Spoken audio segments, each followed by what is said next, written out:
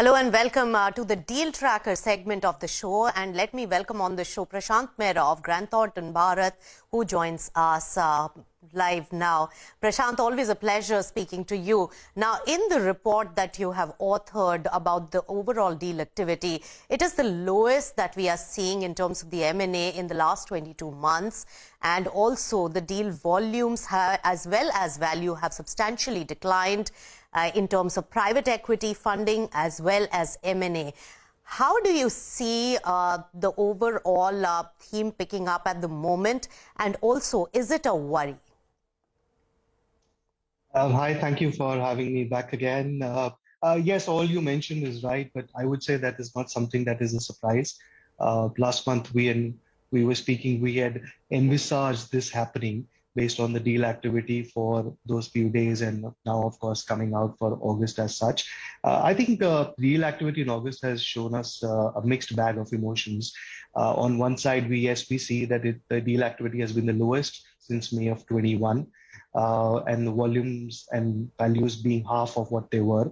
But on the other end, we also see that, the M&A value from last month has actually doubled, especially if we compare it to the August of 21, the M&A value has doubled to what it was. Which is something that we always expected because M&A will be driven by consolidation in the market. Yes. Some of the deals have been announced in the last couple of minutes on your channel as well. So all that is coming to light. The big gap that we see is really around private equity, which is also something that we were expecting. I think how this would really unfold in the next few months is private equities would probably shift their focus from going solo to actually backing large corporates in terms of consolidation financing, Yes. because we know acquisition financing is still not permitted in the country. So private equities will be looked at as an alternate means of financing, and they will not hesitate to finance the mature and large and complex companies in their consolidation efforts.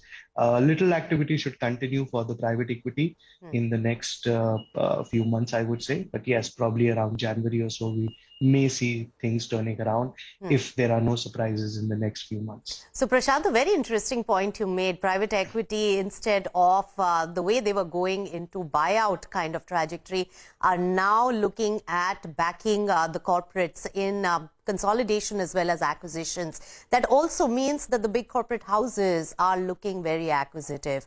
What is the trend there? Which kind of companies, which sectors are seeing most amount of traction? If we look at the last few months, energy stroke infrastructure, we've definitely seen consolidation there. We just heard about the healthcare transaction where there has been some consolidation. There are consolidations happening in the auto sector as well.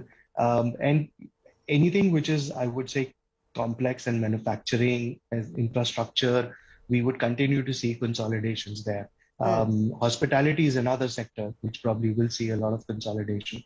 Right. Also, just looking ahead, if I look at the 10 days or weeks of data for September, the trend is continuing. Private equities is half of what it was last year. M&A is still showing good traction. Last September, we did about $8 billion worth of deals. This year, it's already about $3 billion in the 10 days. The next few weeks would probably add another few billion to it.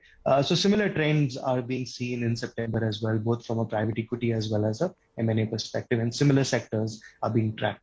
But Prashant, what private equity is more engrossed with is the exit opportunity which the equity market window is providing to them. Are there more to come?